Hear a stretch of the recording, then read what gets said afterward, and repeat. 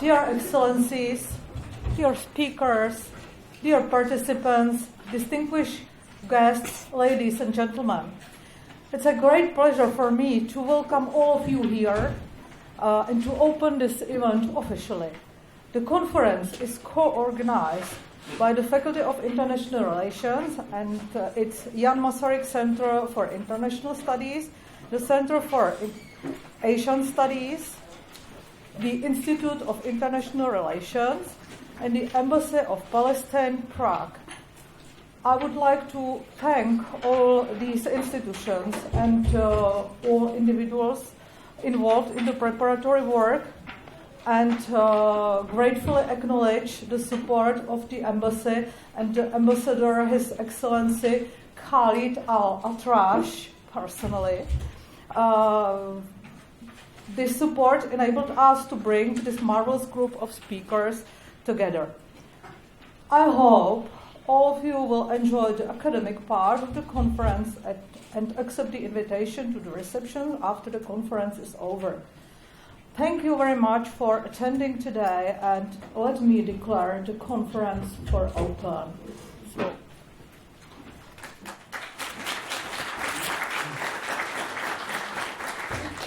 Hello, everybody.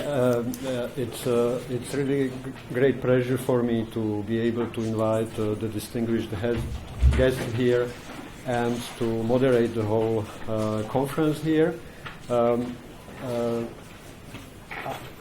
When I hear the term or the phrase, the Balfour Declaration, what comes to my mind is the famous quip by great Central European Jewish intellectual Arthur Koestler,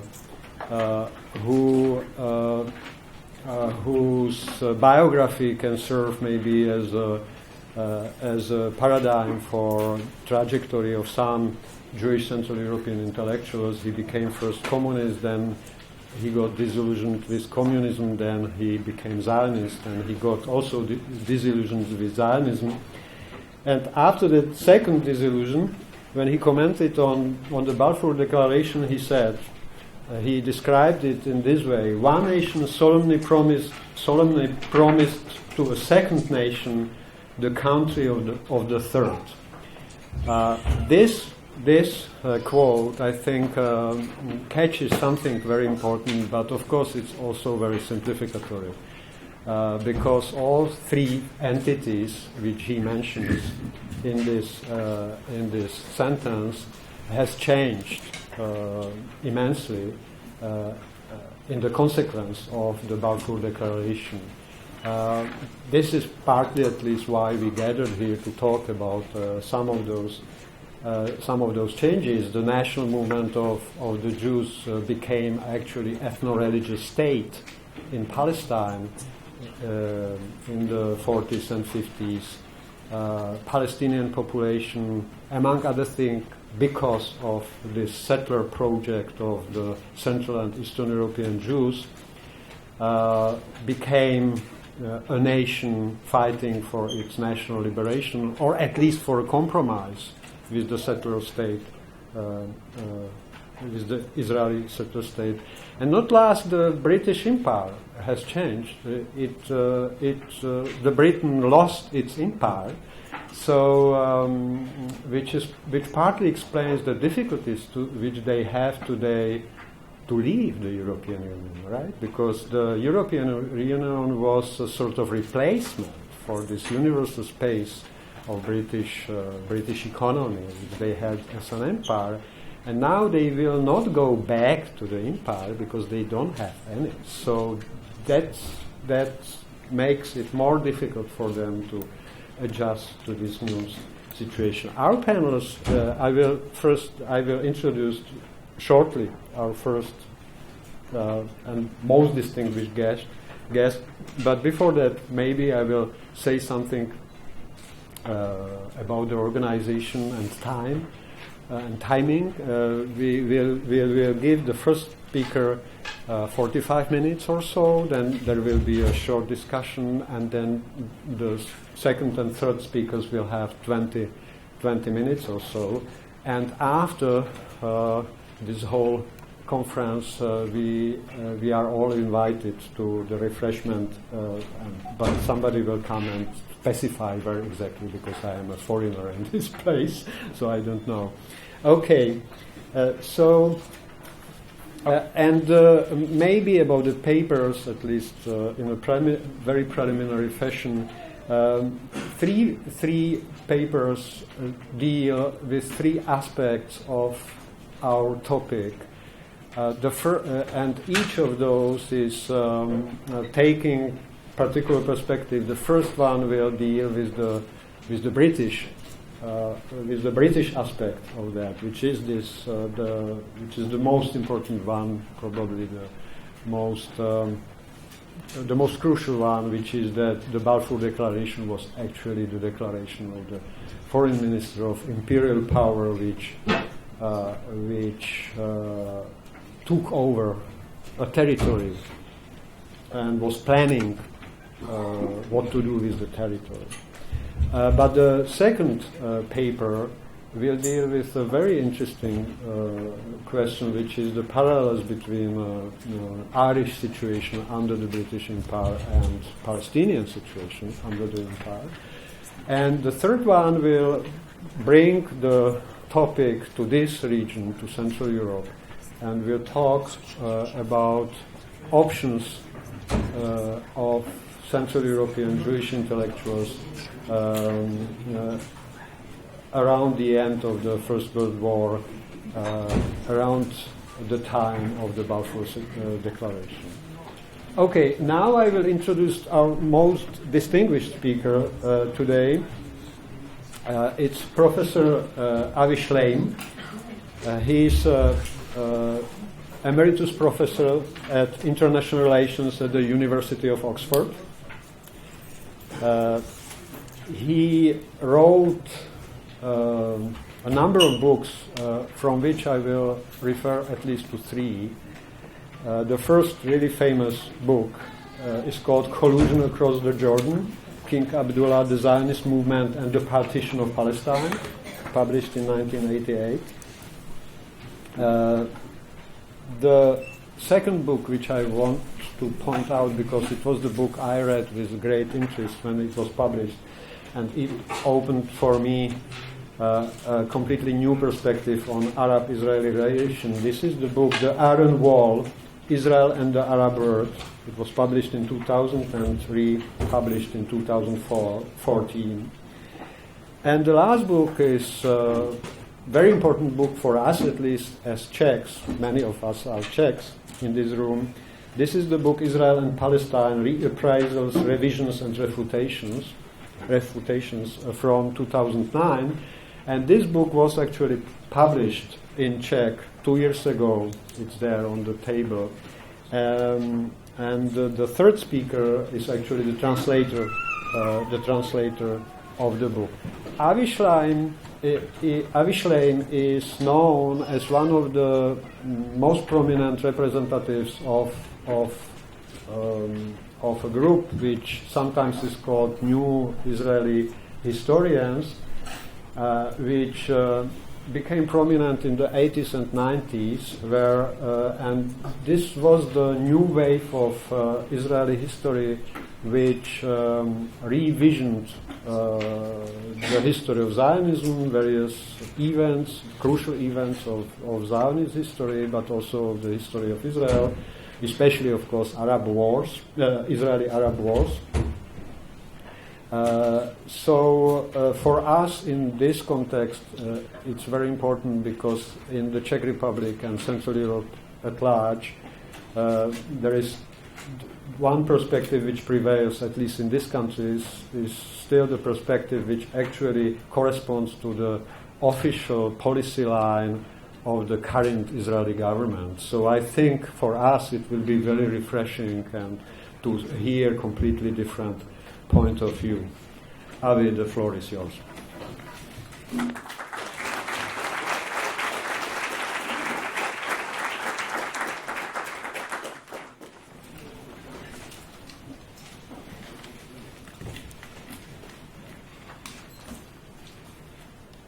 Good afternoon. Thank you for the very thoughtful introduction. I'd like to begin by congratulating all the different bodies that co-sponsored this conference on Palestine 100 years from the Balfour Declaration. It's a great pleasure for me to be here with you, and it's a particular pleasure to share a platform with David Cronin, because I've recently read his last book, Balfour's Shadow, A Century of British Support for Zionism and Israel, and I warmly recommend his book to you. And I'm also happy to share a platform with Daniela Bartáková, who, as you heard, translated my book of essays on Israel and Palestine into Czech. I don't read Czech, so I can't comment on the quality of her translation, but I'm very grateful to her for having translated my book of essays. The anniversary of the Balfour Declaration excited a great deal of media interest in Britain and a very heated debate between the defenders of the Balfour Declaration and the critics. I'm one of the critics. Sir John Chancellor, the High Commissioner for Palestine from 1928 to 1931, described the Balfour Declaration as a colossal strategic blunder. He was speaking from the British point of view, but morality also came into it. And Daniel O'Connell, an 18th century Irish political leader, said that nothing is politically right which is morally wrong. The Balfour Declaration was morally wrong, and it could therefore never be politically right. Talleyrand, the French diplomat, said about the execution of a nobleman, "It was worse than a crime. It was a mistake." The Balfour Declaration was both a crime and a mistake. It was a crime against the Palestinian people, and from Britain's perspective, it was a terrible mistake. It was a millstone round Britain's neck until the last day of the mandate. And finally, there is an Arabic saying that something that starts crooked remains crooked. Britain's policy towards Palestine was crooked in 1917, and it remains crooked today. Last year was the anniversary of the SykesPicot Agreement. This year is the anniversary of the Balfour Declaration. These are two historic landmarks, but the difference is that the SykesPicot Agreement was not implemented, whereas the Balfour Declaration was implemented. Both documents remain the main terms of reference for all Arab nationalists until the present day. The SykesPicot Agreement is the symbol of the colonial carve-up of the Middle East without any regard for the rights and aspirations of the local population. The Balfour Declaration is a symbol of European colonial introduction of a European people into Palestine. The Balfour Declaration is only 67 words long, but it had the most far-reaching consequences for the Jews, for the Arabs, and for the entire region. It started the process of the dispossession, the dispersal, and the exile of the Palestinians, which culminated in the establishment of the State of Israel in 1948 and the Palestinian Nakba, or catastrophe.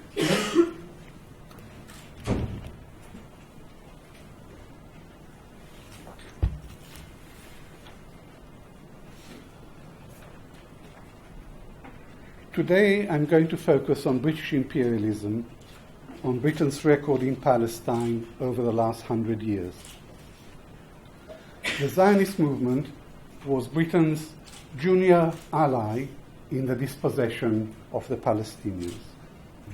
Zionism was a settler colonial movement, and its principal political progeny, the State of Israel, is a settler colonial state. Noam Chomsky once said that settler colonialism is the most extreme and sadistic form of imperialism. The Palestinians have had the great misfortune of being at the receiving end of both British imperialism and Zionist settler colonialism. Britain's moment in the Middle East was brief, but its consequences for the Arabs were devastating. Britain denied the Arabs independence, freedom, and democracy. The hallmarks of British policy towards Palestine were deviousness, duplicity, and double standards. The French called Britain perfidious Albion. The French themselves are no less perfidious. Perfidy and egotism are in the DNA of colonial powers. In the course of World War I, Britain made three famous promises on the future of Palestine. In 1915, Britain promised Hussein the Sharif of Mecca, in the context of the Hussein-McMahon correspondence. Britain promised Hussein the Sharif of Mecca that if he mounted an Arab revolt against the Ottoman Empire, at the end of the war, Britain would support the establishment of an independent Arab kingdom, I stress independent Arab kingdom, under his rule. This was a big ask because Hussein the Sharif of Mecca was a religious figure, and he was being asked to ally with infidels against his Muslim overlords.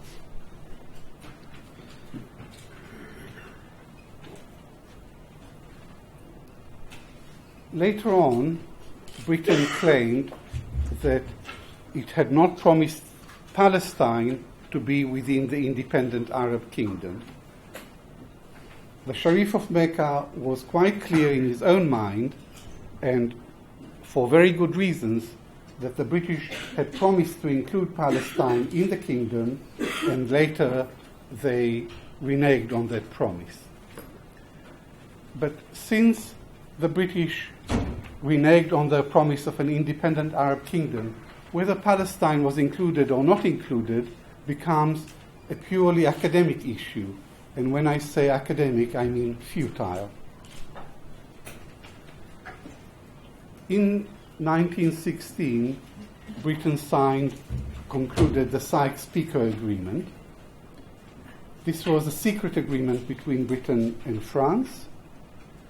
The agreement was to divide the Arab lands of the Ottoman Empire into spheres of influence, a French sphere of influence and a British sphere of influence.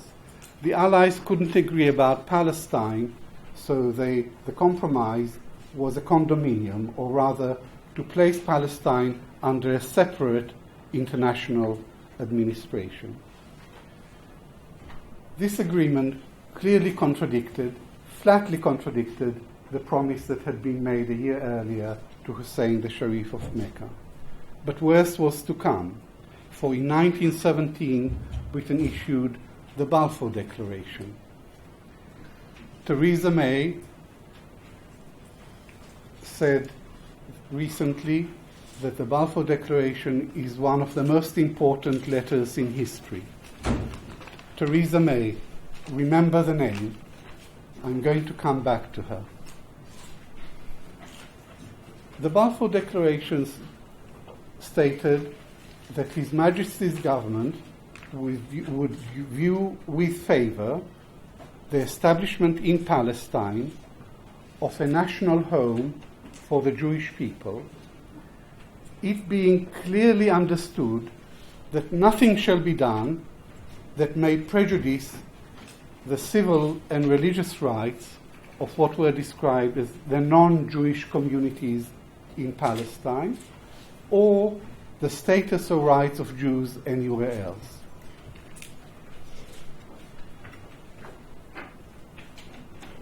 So Palestine became the twice promised land. First it was promised to the Arabs, and then it was promised to the Zionists. Britain had no moral right to make this promise, nor did it have any legal right. The concept of a national home does not exist under international law. But for the British policymakers and for the Zionists, it was clearly understood from the beginning that a national home meant eventually a Jewish state. In 1917, the Arabs accounted for 90% of the population, the Jews for 10% or just under 10% of the population. The Jews owned 2% of the land of Palestine. So this was a classic colonial document which totally disregarded the rights and aspirations of the majority of the people of the land. Interestingly, the defenders of the Balfour Declaration never mentioned these statistics, never ever mentioned that the Jews were 10% of the population and they owned 2% of the land. The big question is, why did Britain issue this declaration? Here there are two schools of thought. There is the humanitarian school and there is the imperialist school. The humanitarian school of thought says that the Balfour Declaration was a noble Christian Zionist project to enable an ancient people to return to its ancestral homeland. And the imperialist school says that the Balfour Declaration was a byproduct of wartime expediency and of British imperial machinations. I haven't come any plausible evidence to support the humanitarian school of thought, so I'm going to put forward here the imperialist version of why this declaration was made, the imperialist version plus an element of anti-Semitism. And there is no contradiction between being an anti-Semite and pro-Zionist. The two are not mutually exclusive. Indeed, as Theodor Herzl, the founder of Zionism, once wrote, the anti-Semites will become our most loyal friends. Secretary of State Arthur Balfour himself was probably an anti-Semite. He met Cosima Wagner in Bayreuth. They discussed the Jews. Cosima Wagner was an even more hardline anti-Semite than her husband, the composer. And by his own account, Balfour said that he shared many of her anti-Semitic prejudices. In 1905, Prime Minister Balfour introduced the Aliens Bill in order to prevent Jews who were facing persecution in Eastern Europe and in Russia from coming to Britain. This was the first major piece of anti-immigrant legislation in British history, and as you know, anti-immigration is still a very burning issue in British politics today. Arthur Balfour was a Scot.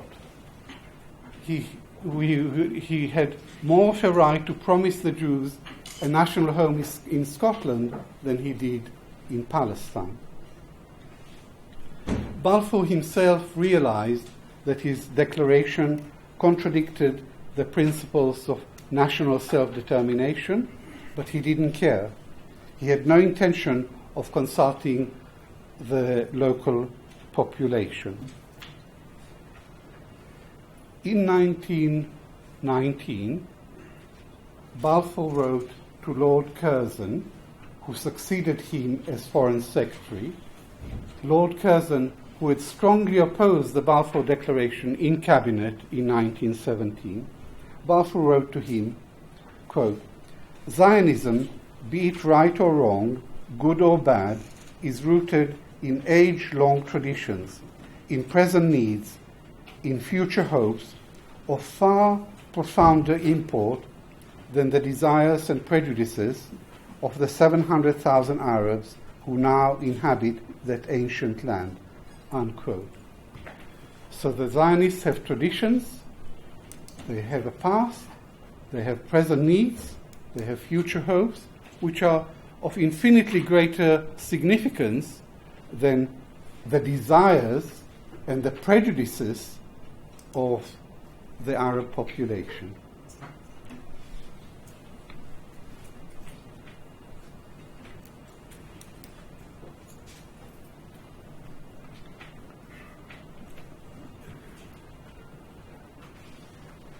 So there can hardly be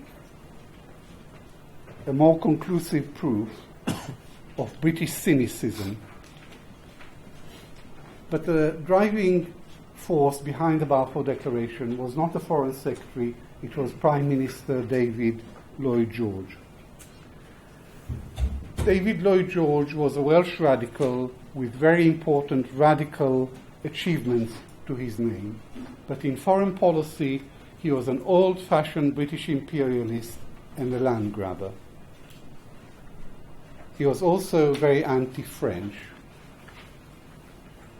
And he also fell under the spell of the Zionist leader, Dr. Chaim Weizmann. Lloyd George later tried to justify the Balfour Declaration, which was a terrible mistake from Britain's point of view. In his memoirs, he justified it by saying that he himself was brought up on the Old Testament, so biblical romanticism led him to support this cause. And secondly, he said that Dr. Weizmann was a chemist, a reader in chemistry at Manchester University. And during the First World War, Britain created a lab in London. Weizmann headed the lab, and he developed acetone out of chestnuts. And acetone cooled the machinery that produced shells, so it accelerated the production of shells for the British war effort. Lloyd George says in his memoirs that at the end of the war he said to Dr. Weizmann, "How can we thank you for your great contribution to the British war effort?" And Weizmann said to him, "I don't want anything for myself, I want something for my people." And the result was the Balfour Declaration. This story is completely fatuous because maybe Lloyd George owed Dr. Weizmann something and he wanted to acknowledge the debt. He could have given him a gold watch or something else, but you don't promise somebody else's country as a gift to someone else.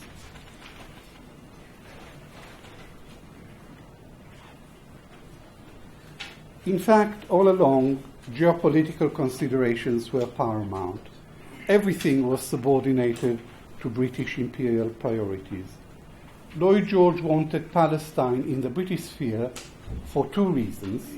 One was to ward off French claims to the same area, and two was to establish a friendly settler state adjacent to the Suez Canal, which was important for the imperial routes of communications to the Far East. The generals said that they didn't need Palestine, but Lloyd George had even broader considerations. As the Israeli scholar Daniela Gutwein, in an important article on the politics of the Balfour Declaration, pointed out, the British government was divided into two schools of thought on the future of the Ottoman Empire: the radical school and the reformist school. The radical school wanted to dismantle the Ottoman Empire and replace it with small British client states, whereas the reformist school wanted to keep it as one territorial unit but to carry out all sorts of reforms. When Lloyd George became Prime Minister in December 1916, he pushed the radical agenda as hard as he could. Zionism seemed to fit into this agenda, and Dr. Weizmann became his close ally. There seemed to be a convergence between the Zionist desire for a presence in Palestine and the British desire to have Palestine in its sphere of influence. Palestine was to become a British protectorate. As Sir Ronald Storrs, the military governor of Jerusalem, put it, a Zionist state in the Middle East would be like a loyal little Ulster in Ireland. I think I got this quote from your book, David. A loyal little Ulster in the Middle East. It was also hoped that the Jews would develop Palestine and that this would be to the benefit of the British Empire. But Lloyd George badly miscalculated. He did not need the Zionists. The Arab nationalists were a much more powerful instrument for dismantling the Ottoman Empire, and they were already Britain's allies.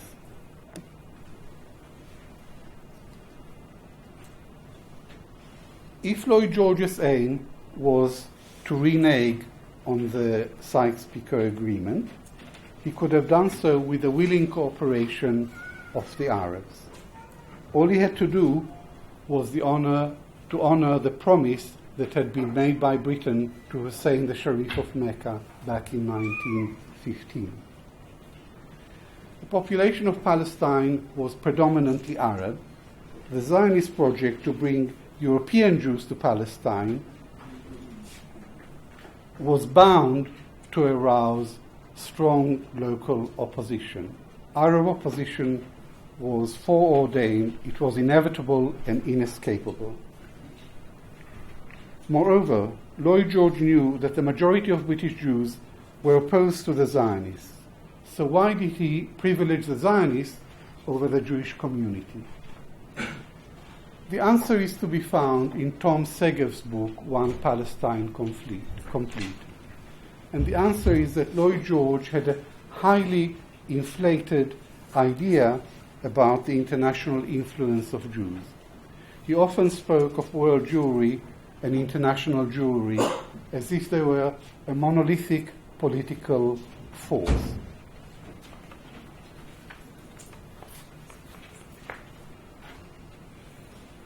His support for Zionism was based on a misperception. In allying Britain with Zionism, he acted in the mistaken and anti-Semitic view that the Jews had subterranean power, that they had ubiquitous international influence, that they controlled the world, that they made the wheels of history turn. More specifically, he hoped that the endorsement of Zionism would strengthen support for Britain against Germany in Russia and in America. And this was going to be, as he thought, a powerful wartime propaganda tool against Germany. The reality was that the Jews were an impotent minority without any power except the myth of international Jewish financial power, and the Zionists were a tiny minority within the Jewish minority. The great majority of influential English Jews were opposed to the nationalist idea which is inherent in Zionism. Sir Edwin Montagu, the Secretary of State for India, was the only Jewish member of Lloyd George's cabinet. On the 23rd of August 1917, he submitted a 4-page memorandum to the cabinet under the heading "The Anti-Semitism of the Present Government." In this memorandum, he laid out the Jewish case against the Zionist project, a memorandum that turned out to be very far-sighted. The premise was that Zionism is a religion. The premise was that Judaism is a religion, not a nation, and therefore it didn't make any sense to create a Jewish state and bring Jews who spoke different languages, who had nothing in common except their Judaism, their religion, to live in one state. The argument was that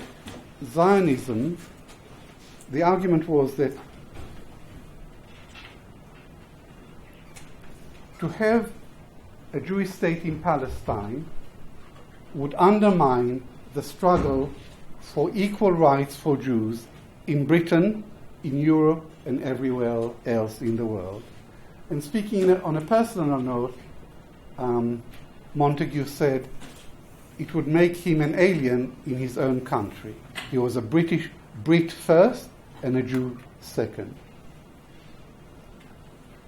And his conclusion was that, quote, Zionism was a mischievous political doctrine untenable by any patriotic citizen of the United Kingdom.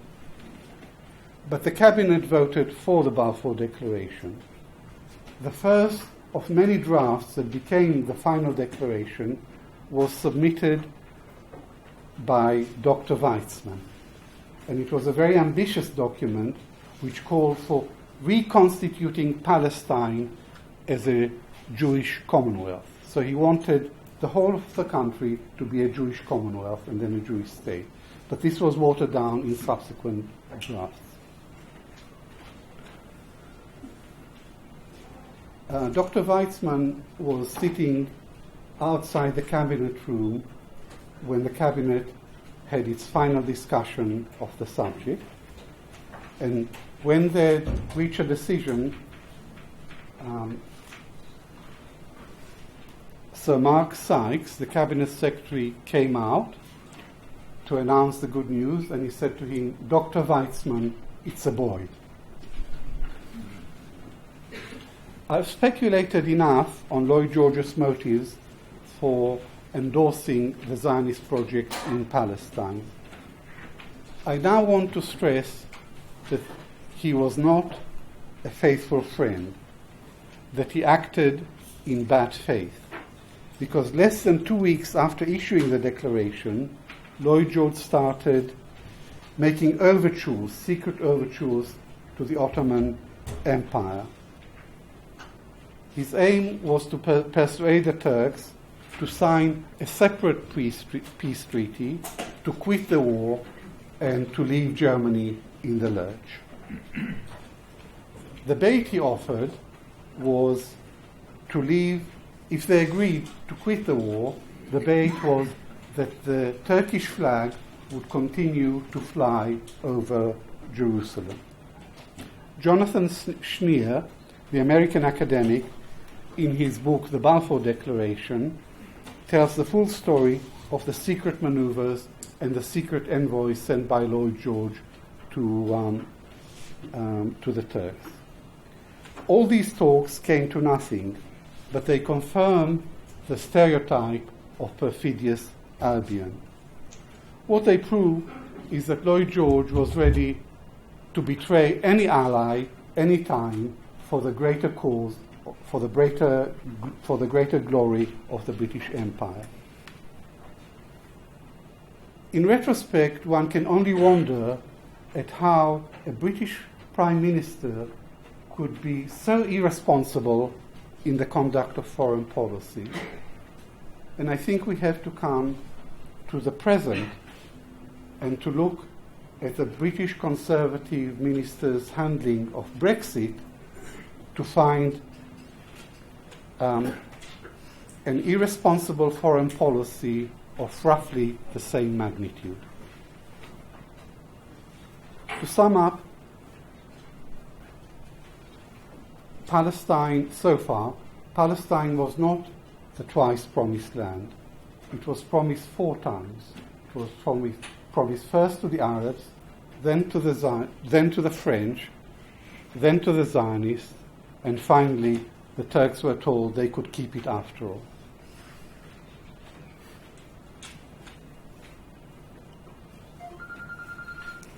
Both the British policymakers and Dr. Weizmann operated with a colonial mindset. Dr. Weizmann wasn't interested in the Jews, the 10% who lived in Palestine. He was only interested in flooding the country with European Jews until there was a Jewish majority. Interestingly, the majority of the Jews in Palestine were Sephardi Jews. They were Jews from the region. And they were opposed to the Balfour Declaration. They, under the Ottoman Empire, enjoyed autonomy in civil and religious affairs like all other minorities, like Christians and Armenians and so on. Because the Ottoman Empire was a multi-ethnic empire. And the Sephardi Jews in Palestine had by and large good relations with the Arab neighbors. There were tensions, there were disputes, but the objective of both communities was to cooperate and to get on. And the Sephardi Jews wanted Palestine to be a national home, but a national home for both peoples.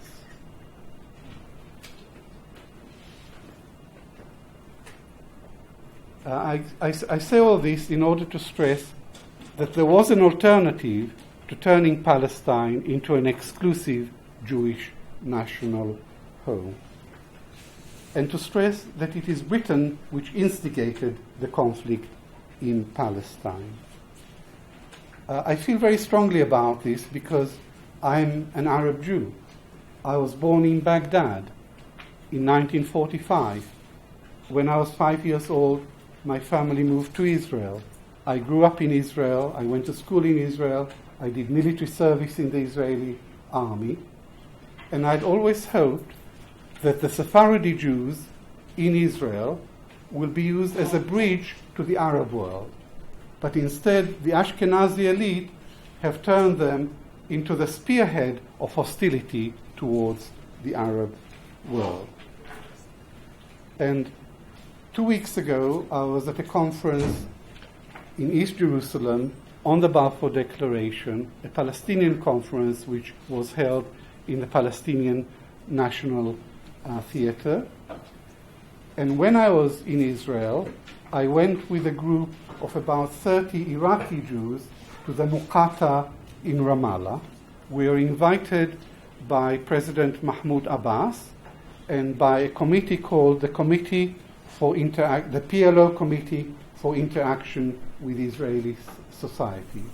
In the event, Mahmoud Abbas wasn't able to join us, but this is an ongoing process, and we were told that he really likes Iraqi Jews.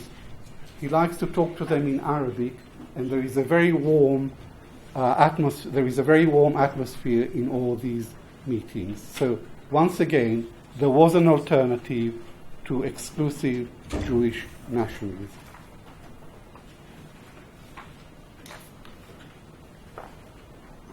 But I now want to return to the historical sequence, and the next landmark was the League of Nations granting Britain the mandate over Palestine. Britain introduced the Balfour Declaration into the preamble of the League of Nations mandate. Thus, as a result, what was a British promise, a vague possibility, became a binding obligation under international law. But it wasn't the only obligation. The mandate carried a dual promise. One promise was to develop a Jewish national home. The other promise was to protect the civil and religious rights of the Arab population. This was described as a sacred trust of civilization, to prepare the whole country for independence. To prepare a country for independence means democracy. Britain betrayed this trust bestowed on her by the League of Nations. As the mandatory power, Britain favoured the Zionists. The first British High Commissioner for Palestine, Sir Herbert Samuel, was both a Jew and an ardent Zionist. The Palestinians demanded a democratically elected assembly and a national executive. Whitehall rejected all of their demands. The cornerstone of mandatory policy was to withhold representative institutions for as long as there was in Palestine an Arab majority. That was the cornerstone. That was the British policy after the First World War.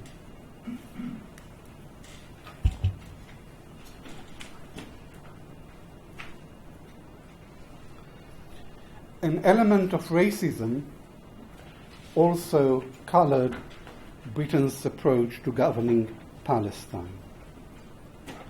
This is what Winston Churchill said to the Peel Commission of Inquiry in 1937.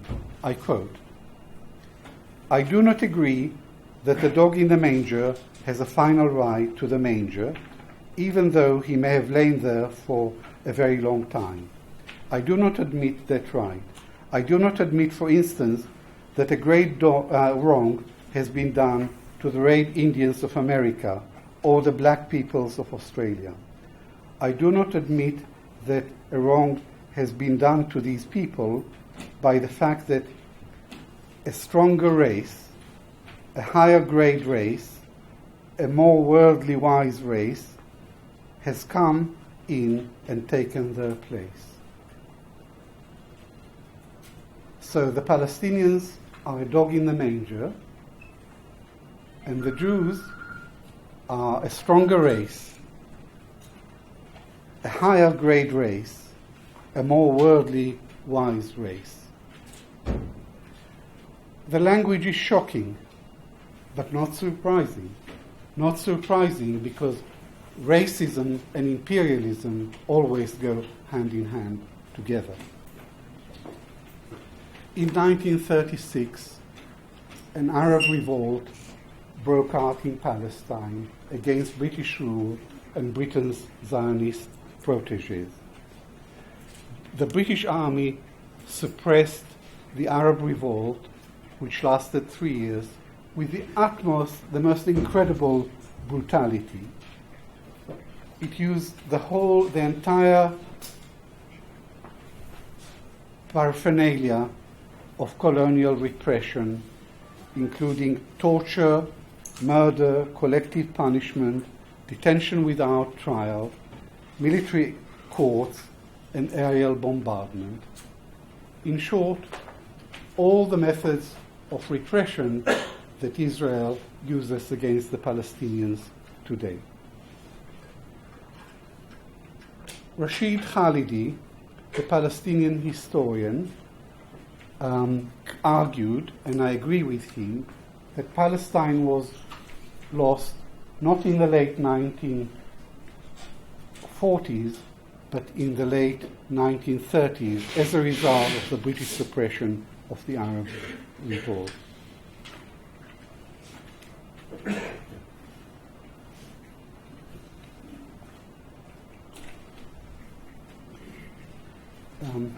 I was going to say a few things about the UN partition resolution and the 1948 war, but you already mentioned my book, Collusion Across the Jordan, King Abdallah, the Zionist Movement, and the Partition of Palestine. So all I need to say is that in 1947 there was a tacit agreement between King Abdallah of Transjordan, the Hashemite ruler of Transjordan, and the Jewish agency to divide up Palestine between themselves at the expense of the Palestinians.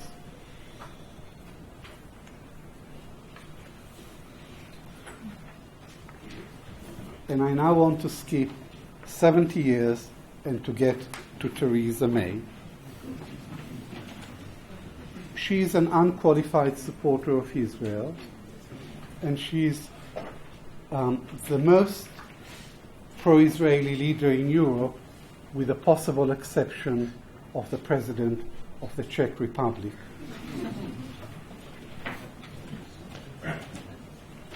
May gave an address to the Conservative Friends of Israel soon after she became Prime Minister.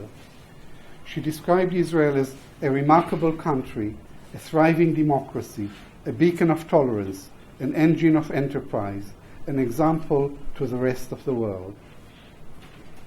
And she spoke of Israel as a country where people of all religions and sexualities are free and equal in the eyes of the law, unquote. If I had to give a title to this talk, I would call it Theresa in Wonderland. She reminded her audience that Britain was entering a special time, the centenary of the Balfour Declaration, and she went on to deliver her wholly one-sided verdict on this infamous document.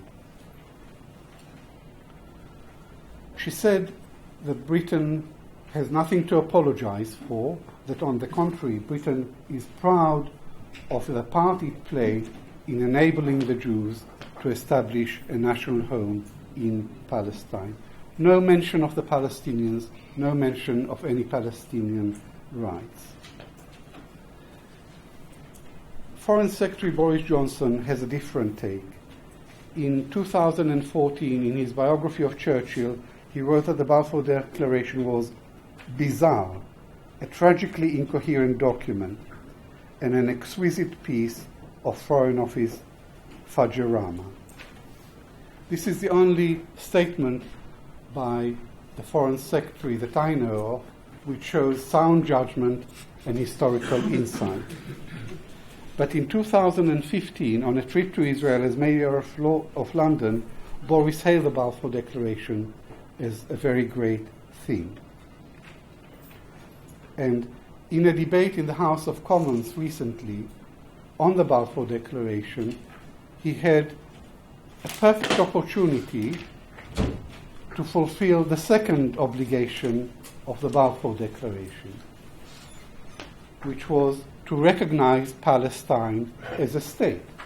Nothing could have been more logical or more natural, and yet time and again he refused to recognize Palestine as a state.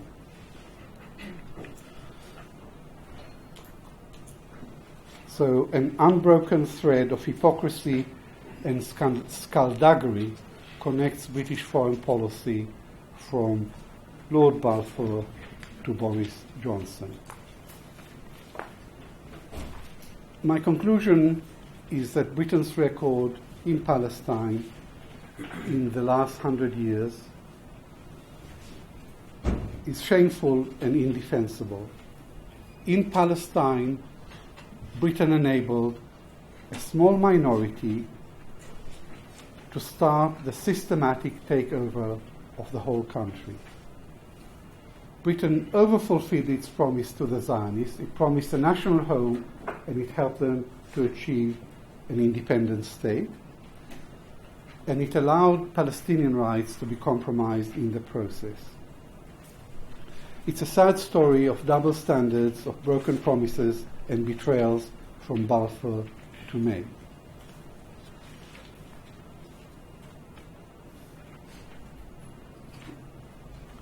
So to sum up, Britain's policy towards Palestine, as I said at the beginning, started crooked in 1917, and it remains hopelessly and outrageously crooked today. Thank you.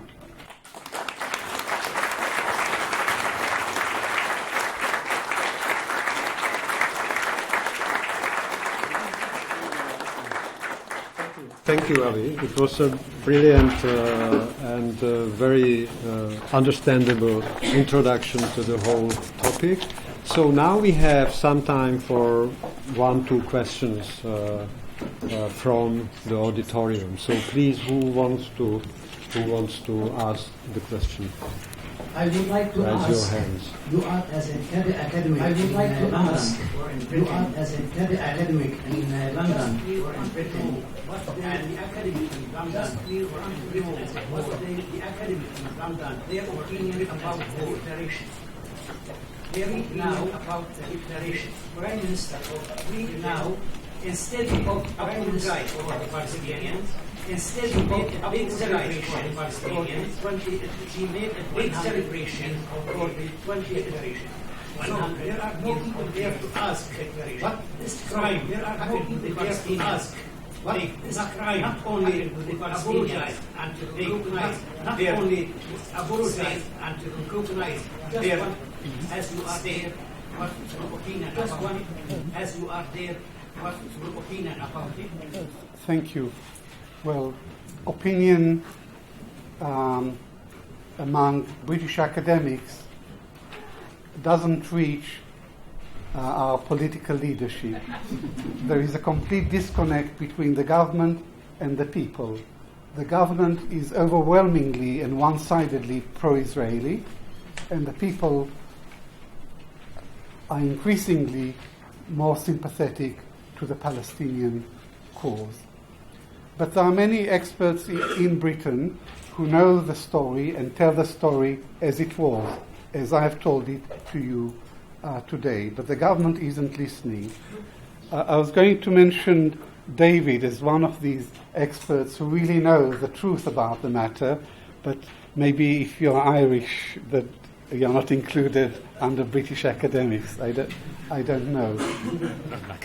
But I find it really offensive that my Prime Minister would go to a celebratory dinner held in London on the 2nd of November, a dinner that was co-hosted by Lord Rothschild and by Lord Balfour. And the guests of honor was Theresa May and Benjamin Netanyahu, and they both made speeches, and they weren't very different. They both eulogized the Balfour Declaration and Britain's role in support for Zionism and Israel. Jeremy Corbyn, the leader of the Labour Party, was invited to the dinner, and to his great credit, he declined to take part. And I, strangely enough, was not invited to this dinner. Okay. I have a very simple question. I would like to ask you what's your opinion about reporting of British media, especially BBC? Because I remember I was in London in 2008 and 2009 when Israel entered Gaza and committed the terrible bloodshed there. And I remember in Czech media how they were reporting about it and then comparing with the British media. It was unbelievable because what BBC said here in the Czech Republic, it would be considered like anti-Semitic and people would just get crazy. But still for me, it was much more objective, but still in London there were demonstrations against BBC and they were accusing BBC of being pro-Israeli, and it was very interesting for me. So I would just like to know your opinion about the British quality media, not just BBC but also the printed press. What's their position, or if you can say like this one is more this direction, this one another. Thank you. This is a very big question, the British media and the coverage of the Israeli-Palestinian conflict. I would say there is relative freedom in Britain to report on this conflict, certainly compared with America, where there is freedom of speech, except for critics of Israel. And if you criticize Israel, the Israel lobby immediately attack you, and there are usually personal attacks and attacks for anti-Semitism. In Britain, we have a healthier political environment and relative freedom, but there is also a strong and increasingly aggressive Israel lobby, which consists loosely of the Labour Friends of Israel the Conservative Friends of Israel, which includes the entire cabinet and over 80% of Tory backbenchers, and the Israeli embassy. And the Israeli embassy keeps intervening at every level of British politics. And the Israeli ambassador to London is Mark Regev, who is not a diplomat, who was Benjamin Netanyahu's spokesman, and he reflects the whole strategy of the Israeli government, which is not to answer arguments, not to debate the rights and wrongs of BDS, but to attack personally the critics of Israel and to smear them with anti-Semitism. The BBC is relatively open and it has very good reporters, but it is under constant pressure from the Israel lobby not to say anything critical of Israel, so it watches its steps very carefully. The Guardian newspaper used to be the most even-handed, the most balanced, and to offer really good reporting on Israel-Palestine, but now it doesn't seem to have any voices that are critical of Israel. The line there is of liberal Zionism, which is full of contradictions, which ends up as apologetics for the state of Israel. So the British media is probably better and freer than most other countries, but it is subjected to increasing pressure from the Israel lobby. Great to have you here.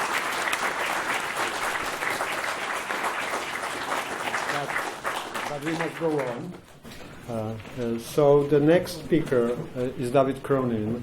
I remember I met him 3 or 4 years ago when we were discussing it was actually 5 years ago, right? 6. Yeah, 6. After the Arab Spring, the situation in the Middle East. He is a political activist. He's a contributing editor with the Electronic Intifada, a website focused on Palestine. And he has published several books, but the book which is of great interest for us today is his last book, which is called Balfour's Shadow, A Century of British Support for Zionism and Israel.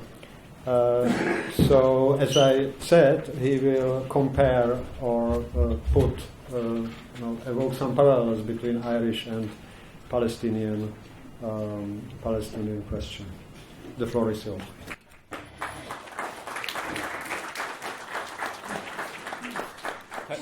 Thank you, Pavel.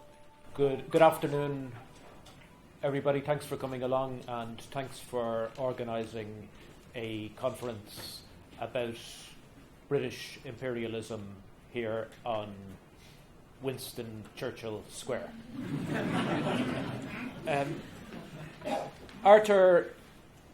Arthur James Balfour was a Scottish aristocrat dedicated to preserving the British Empire.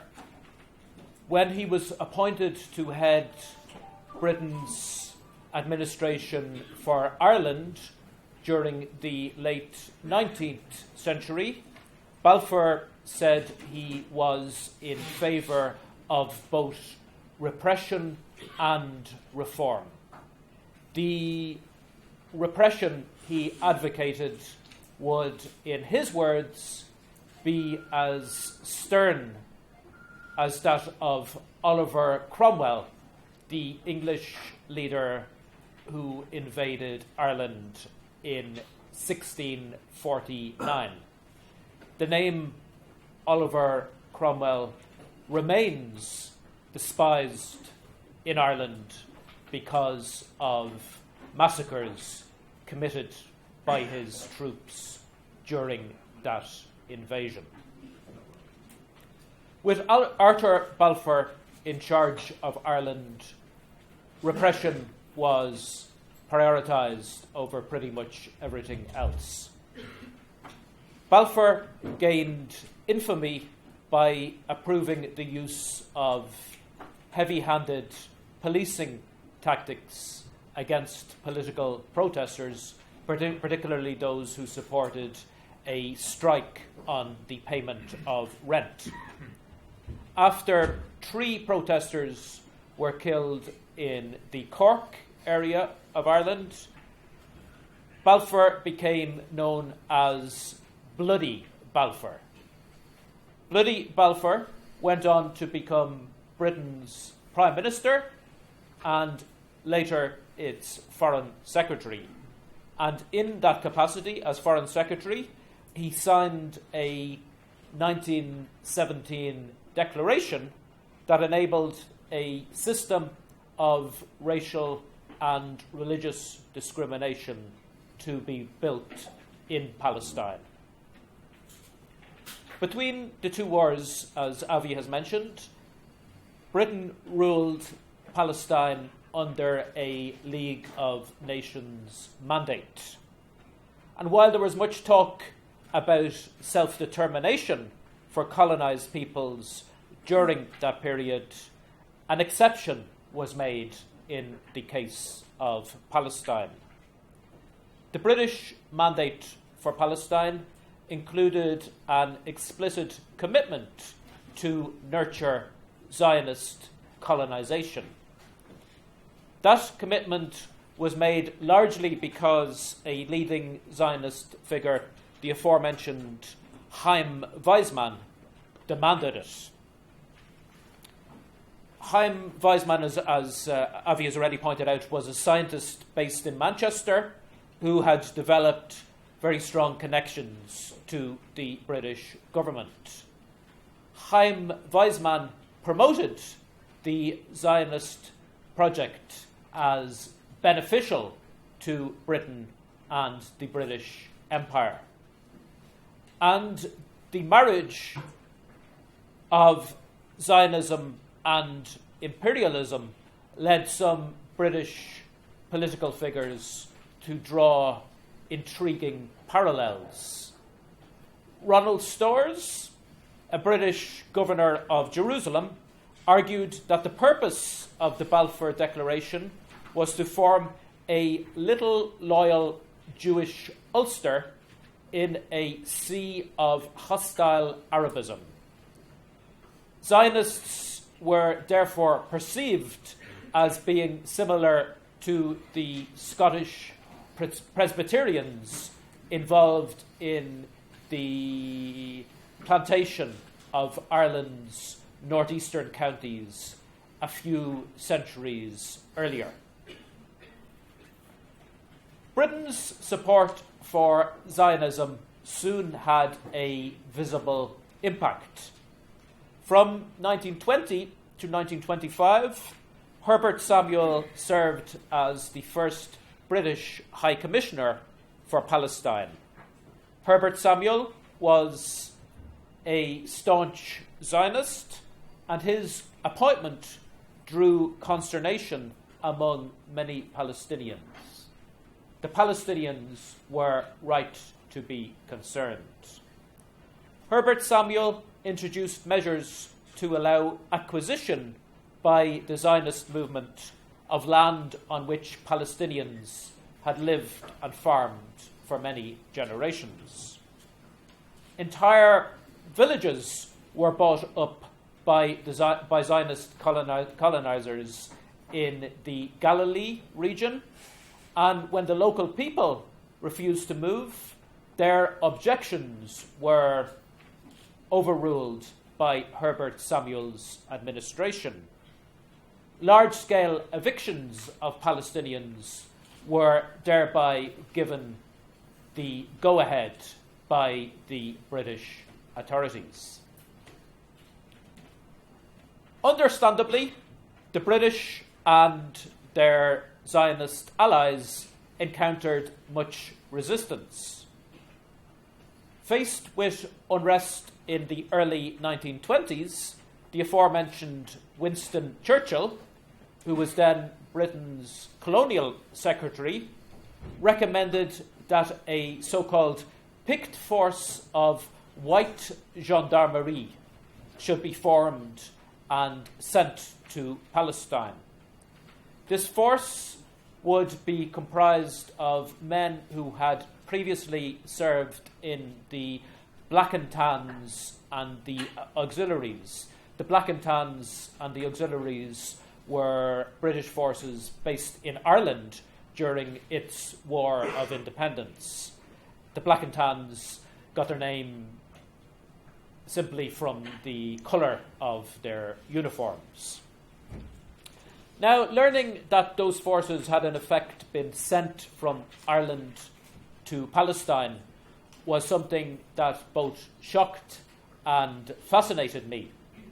I grew up in a town north of Dublin that was largely burned down by British forces in September 1920. During that same month, September 1920, my great-granduncle was shot dead by the Black and Tans in another part of Ireland. My great-granduncle, his name is Patrick Hartnett. He was a postman in the Limerick area of Ireland. He had no known involvement in the IRA, the Irish Republican Army, and he was doing nothing more sinister than walking along a country road and chatting to a local blacksmith when both men were ambushed and killed. While I was researching my book, Balfour's Shadow, I found a 1938 British Colonial Office document urging that so-called black and tan methods should be avoided in Palestine. That appeal came a little bit late, to put it very mildly. Britain had been using ruthless black and tan-like methods in Palestine for about 2 decades at that point. A man called Douglas Duff served with the Black and Tans in the west of Ireland before heading to Palestine as part of the gendarmerie established on Winston Churchill's initiative. Douglas Duff was an overt racist who wrote about encountering lesser breeds in the Middle East. Douglas Duff rose through the ranks of the British forces to become a police inspector for the Jerusalem area. Douglas Duff has been immortalised in the phrase duffing up, a euphemism for torture, and his memoirs indicate that he may have been a pioneer of that horrible practice we now call waterboarding. The British acknowledged in official reports that colonisation was leading to the mass displacement of Palestinians. Despite acknowledging that problem, the British made it worse. The British authorities continued facilitating the development of Zionist colonies, even approving plans for supplying those colonies with weapons. In the year 1936, a major Palestinian revolt erupted. The British responded to that revolt in a brutal manner. On the pretext of urban renewal, the British demolished the old city of Jaffa, leaving its residents homeless. That was one of many instances in which entire communities were penalised collectively for refusing to obey their oppressors. British state archives even refer to how the British established a concentration camp near Sarafand al-Amar, a village on Palestine's coastal plain. And I hasten to add that it was the British themselves who referred to the Sarafand facility as a concentration camp. the camp was used for the mass imprisonment of men alleged to have taken part in the Palestinian revolt.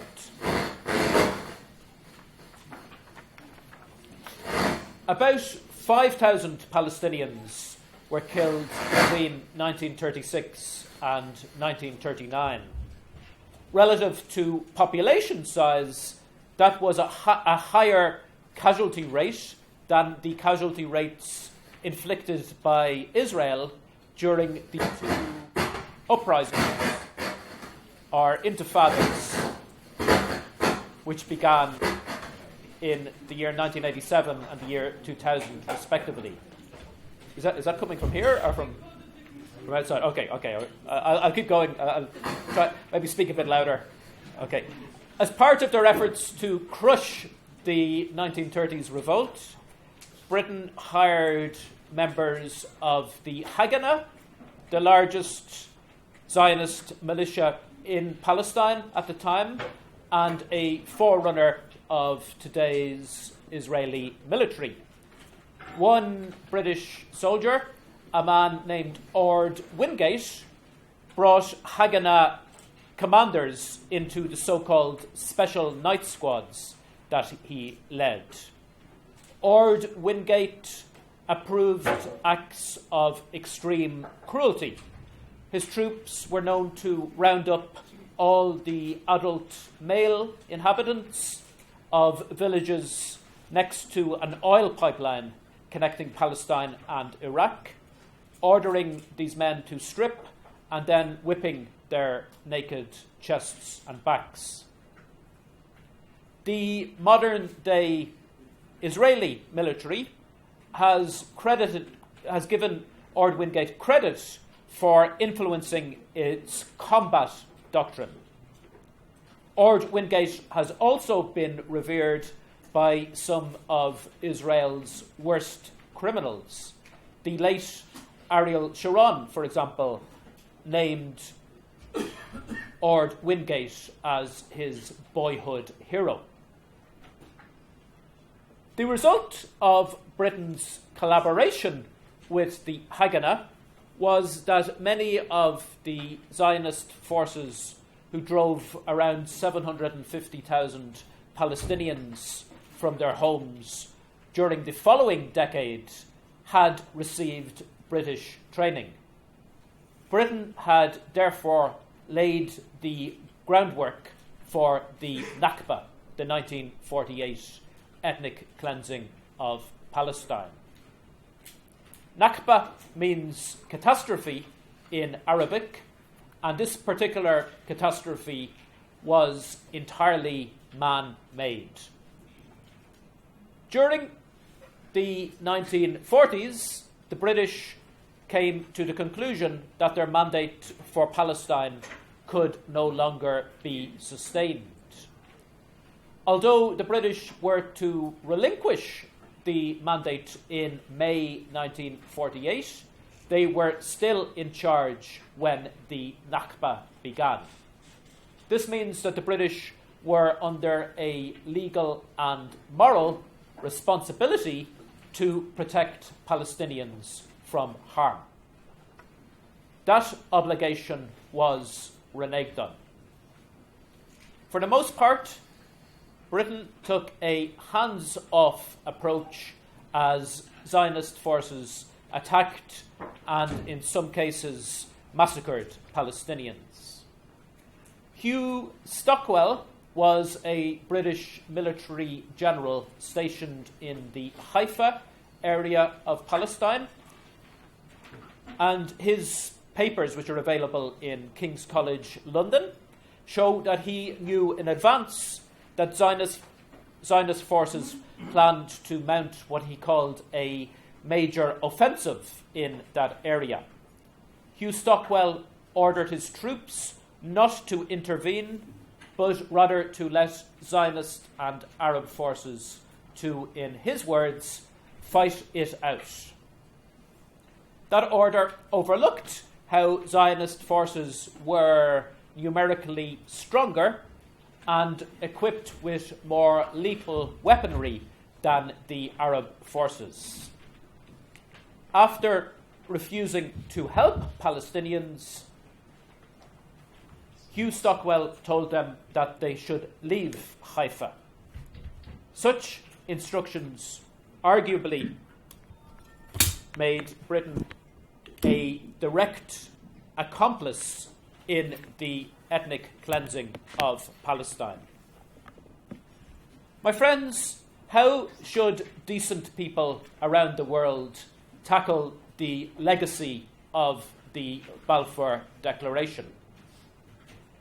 One thing that we can do is fight Israeli apartheid with a tactic that Arthur Balfour tried to ban. I am referring to the tactic of boycott. While he was overseeing British rule in Ireland, Arthur Balfour proposed that the boycotting of landlords should be punishable by up to 6 months hard labour. And interestingly, the origin of the word boycott has been traced to Ireland in that period.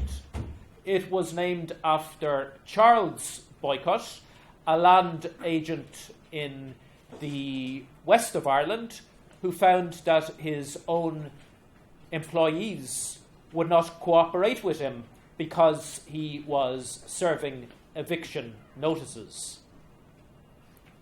My friends, boycotts can be a powerful way of demanding justice for an oppressed people. And it is only fitting that Palestinians, a people whom Arthur Balfour tried to dispossess, are harnessing the power of boycotts in their struggle for justice and equality.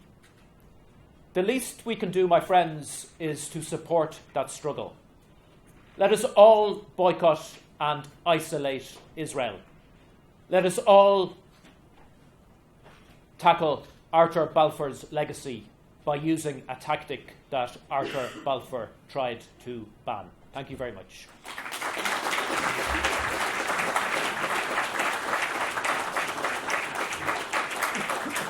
So thank you, David. We have again a couple of minutes for a couple of questions. So, who wants to raise a question? Please raise your hand. Thank you. Thank all the speakers talks. I would just like to put one question to Professor Shlaim. Where does he see hope for Palestine? What could change the status quo or what's happening, because the so-called peace process is not working. It even probably was not made to work, as we learned from the disclosed documents, which Ilan Pavel wrote a new book about. The peace process is not working. The peace process is a charade. It's all about process and never about peace. But the so-called peace process is worse than a charade, because it used to give Israel just the cover it needed to pursue its aggressive Zionist colonial project on the West Bank. Now Israel has dispensed with the need for an excuse, and it's pursuing its aggressive colonial project. And as we speak, Israel is expanding settlements on the West Bank, which is a complete negation of the two-state solution. The European governments are pro-Israeli. The British government is very strongly pro-Israeli. The Czech government, as I've discovered during my brief visit here, is blindly pro-Israeli. So what hope is there for the future? And I think two strategies can lead to a better outcome.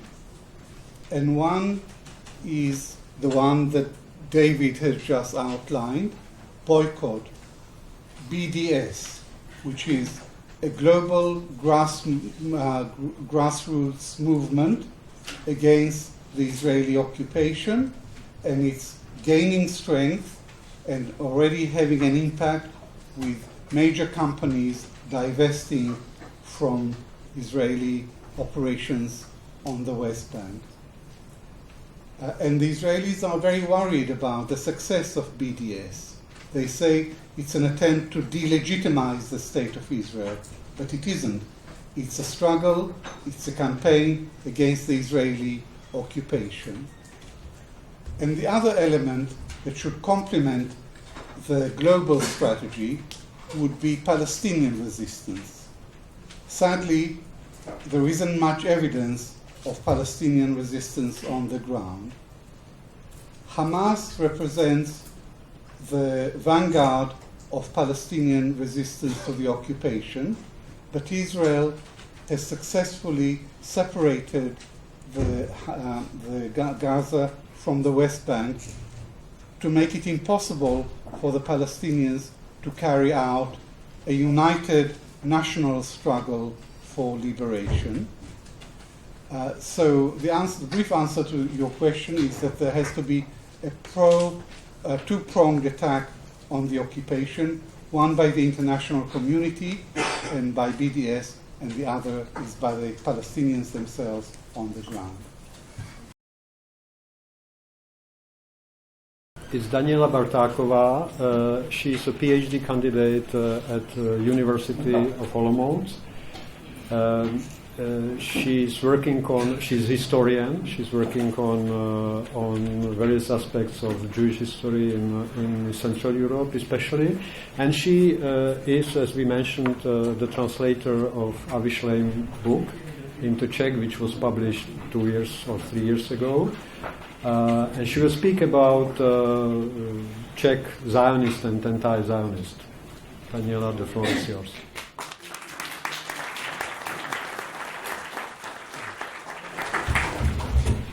First of all, I would like to thank the organizers for invitation. And it's definitely not easy to stand here after such a great speeches. So my speech is going to contextualize Balfour Declaration with Czechoslovak Zionism and with racial stance of nationalists. And thus I'll just enumerate continuities and discontinuities in their practices and their contemporary overlaps. As historian Martin Wein emphasized, the author of the Balfour Declaration wasn't actually Balfour, but rather a group of British-based international Zionists and lobbyists. The time wasn't coincidental either. The document was issued in the wake of Russian Revolution, and it was supposed to wean Jews away from sympathetic with the Central Powers or hopes in communism, and instead offer them a political perspective under the Western powers. The background of the document was complex and connected to series of world events, particular politics, victories and defeats on the battlefields in World War I. Yeah, speak up, okay. Yeah, thank you. Thank you. Yeah. The declaration was approved by US President Woodrow Wilson, and it may have also influenced his 14 points of January 1918, often cited as a basis for Czechoslovak independence and guarantee of minority rights. The attention paid to small nations was reflected in Paris Peace Conference as a whole, and minority treaties, which were supposed to guarantee minority rights, it has rights to different nationality, religion, or race than the suzerain. The Balfour Declaration was issued in the spirit of political experimentation with the status of smaller nationalities, which would be evident in the policies of British Palestinian Mandate too. In the 19th century, it was commonplace to distinguish the great nations from smaller ones. The great nations were seen as cultural and civilized. The smaller were primitive, incapable of social and cultural development. If the small nation could win the struggle for recognition, it should prove its ability to be a part of the civilization. It bears some discursive connotations and practical consequences in the realm of self-identifying and defining of enemies.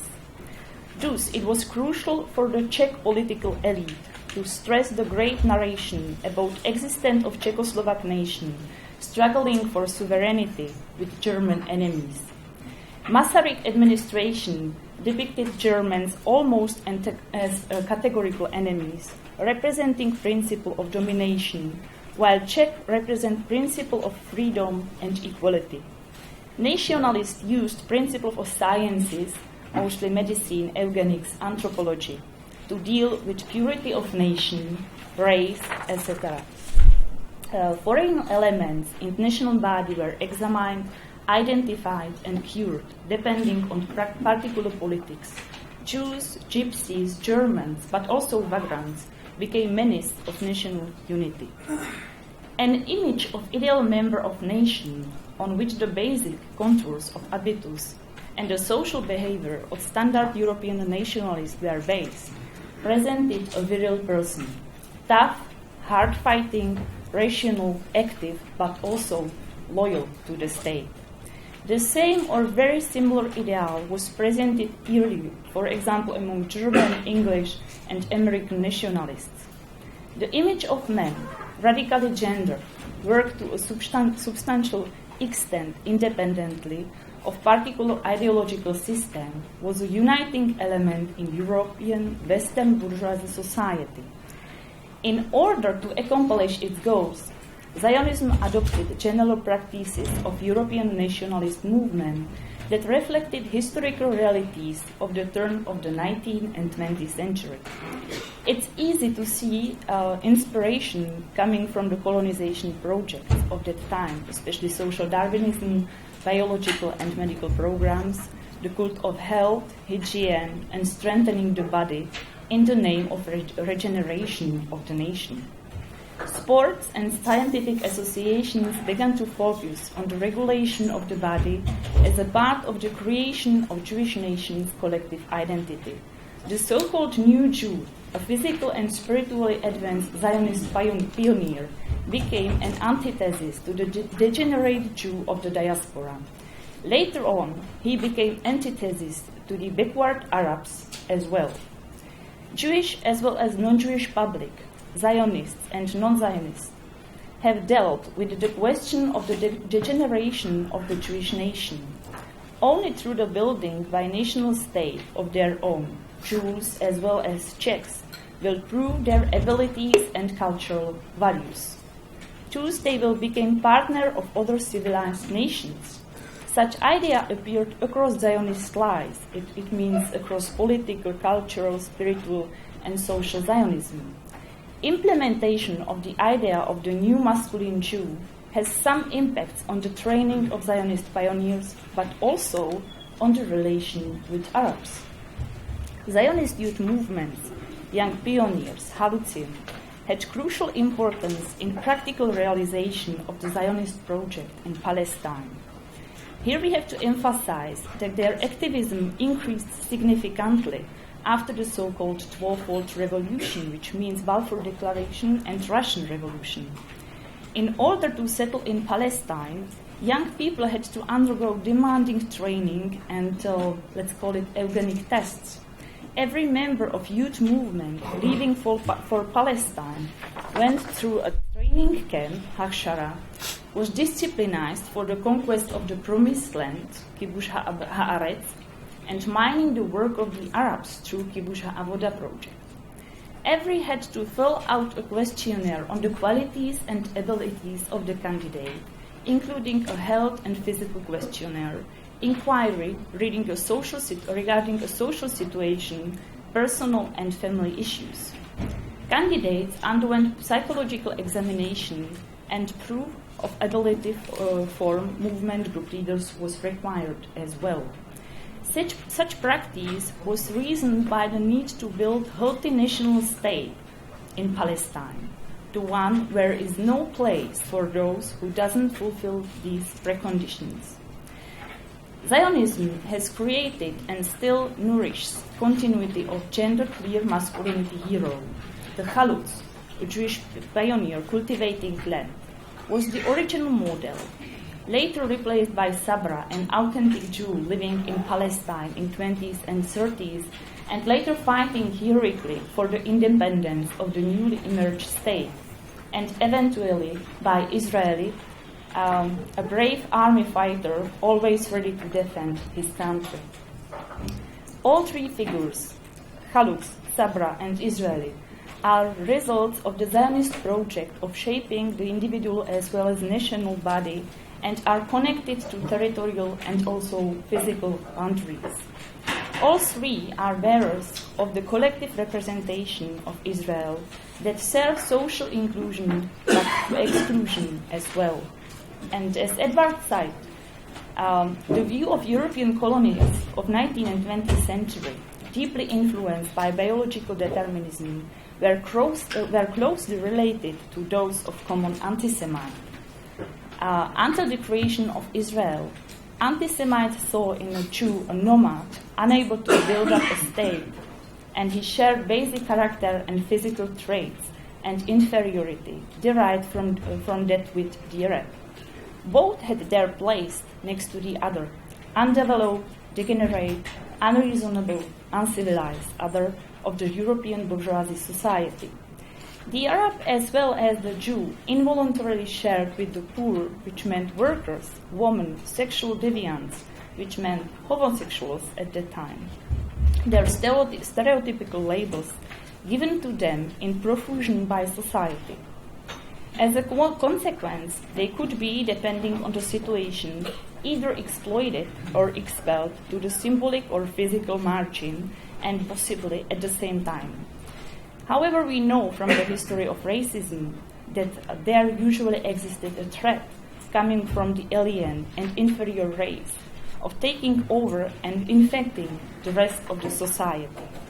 This menace and whole complicated discourse of safety that produces it justifies a state's policies toward its own citizens as well as those whose only plan is supposed to be its destruction.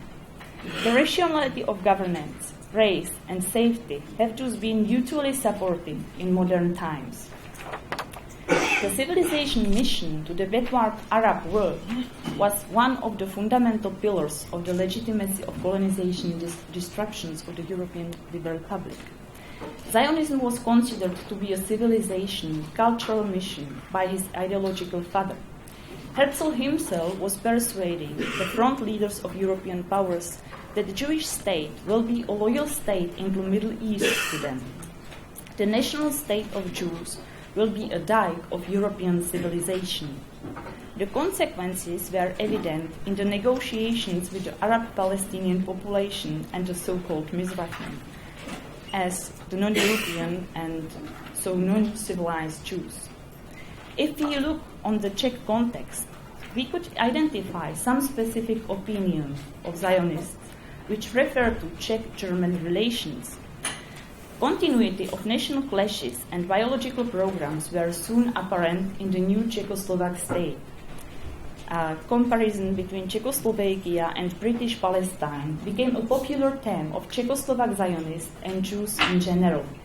Czech Jewish and German Arab analogies were produced by Zionists and became integral part of the politics of national revival.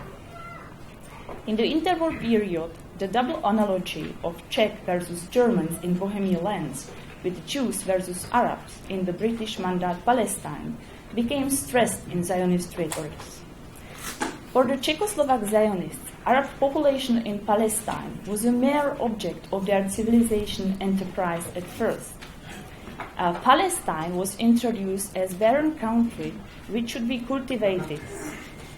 The Arab world was a world of modest huts and camels, cruel manners, incapable to understand the cultural world of advanced technologies.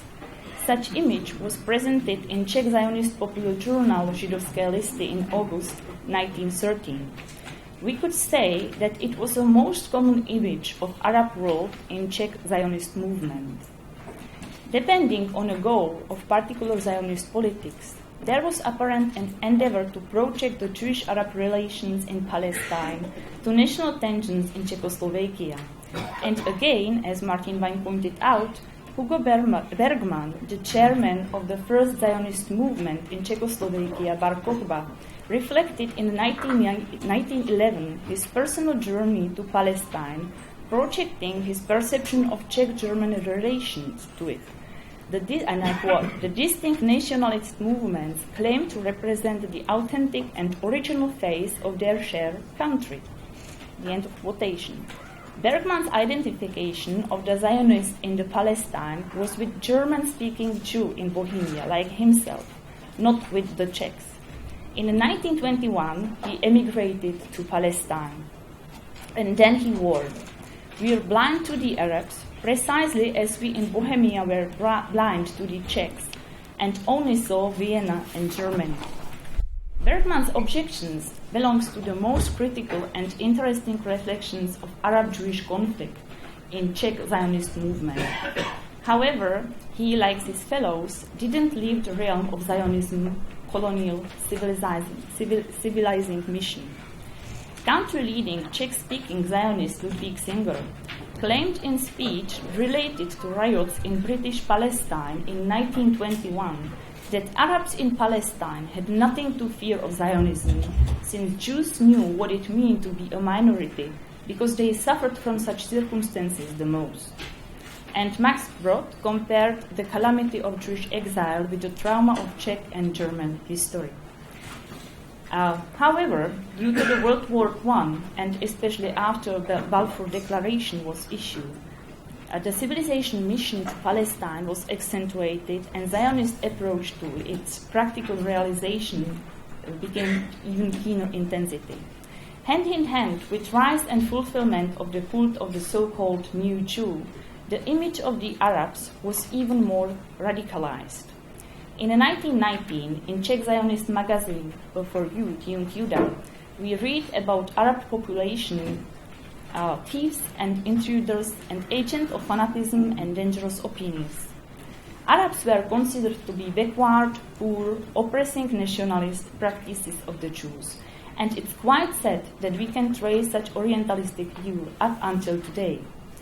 An exception in Zionist practice in interwar Czechoslovakia was presented by the socialist organization Coalition. They refused the Czech Jewish versus German Arab nationalist clashes, neither aversions to underdeveloped Arab population of Palestine to mobilization of their ideological program. Different stances of this movement comparing to Zionist mainstream regarding the national conflict in Czech lands, World War I, and particular social issues, such was, for example, the issue of rightless Jewish refugees, led them to another conclusion. They radicalized the critique of national state as an unsuccessful project and refused historical claim of the Jews to the country as a part of the imperialist bourgeoisie ideology. However, they stick around the idea to undertake a civilization mission to Palestine in order to so-called normalize all Palestinian population, Jews as well as non-Jewish. Thanks to import of civilization, Arabs will accept standard class struggle and together with the Jews will build a socialist state in Palestine, they said. Jews, according to Coalition, were still agents of high cultural mission to Middle East. On the other side, it doesn't justify any claim to national state, but rather progressive mission to achievement of socialism. Those members of the Coalition pursued international cooperation with Arabs regardless their national identity, and therefore they rejected the Balfour Declaration.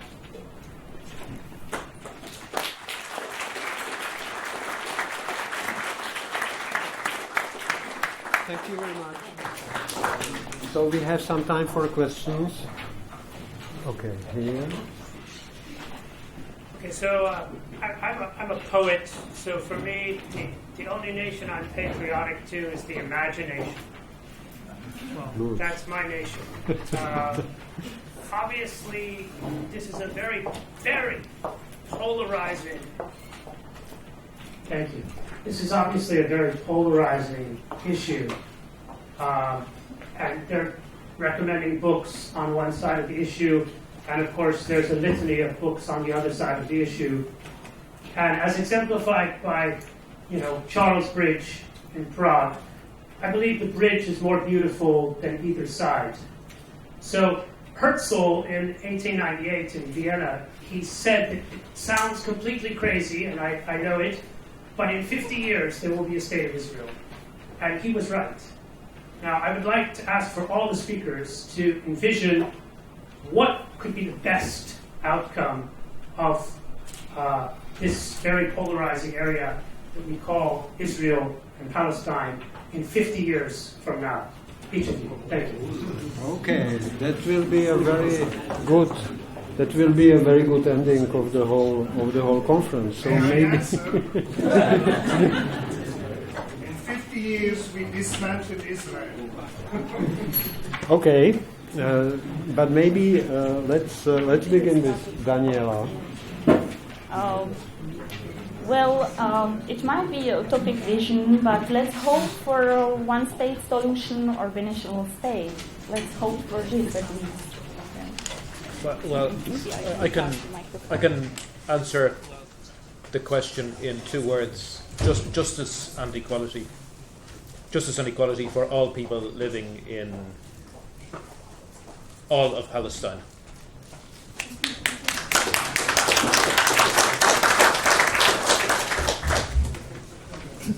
I'd like to correct one very small factual error in the question.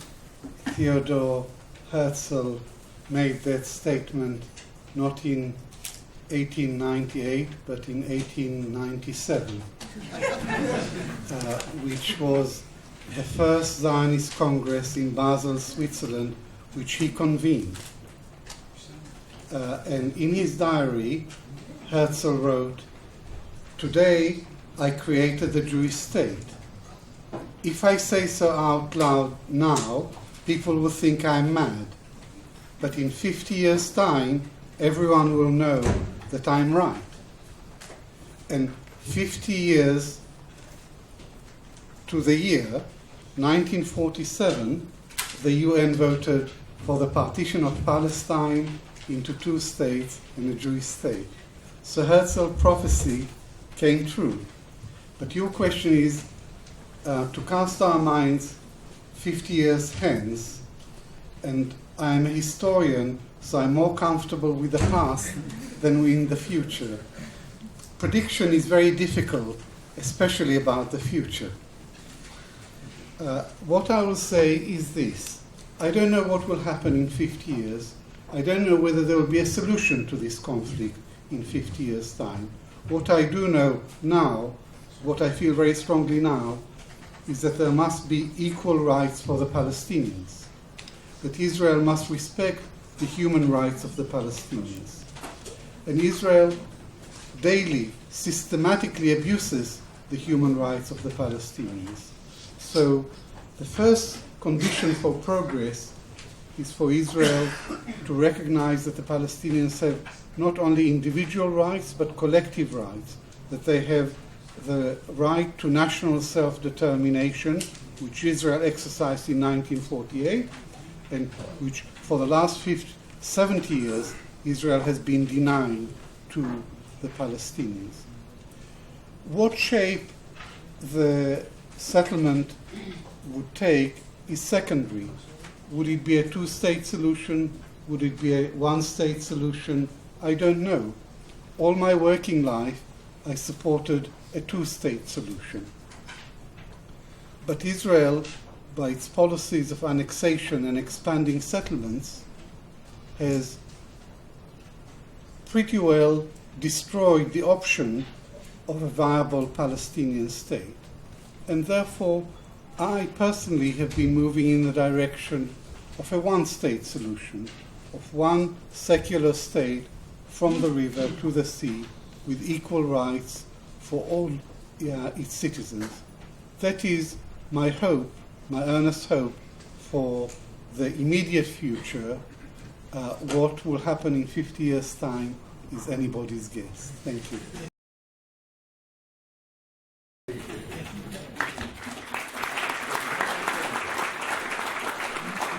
I think we couldn't imagine better ending than this phrase of Avi Shlaim. And now I am once again thanking to the organizers, Institute of International Relations, Palestinian Embassy, and Masaryk Center here. And I was told to invite all of you to Academic Club, right? The Academic Club, which is in the third floor. You are invited to Academic Club, which is in the Rice Club building. We have students who will help you to find it. Right? There are some signs, so you are invited to Rice Club, third floor, Academic Club. So thank you for coming here. Thank you.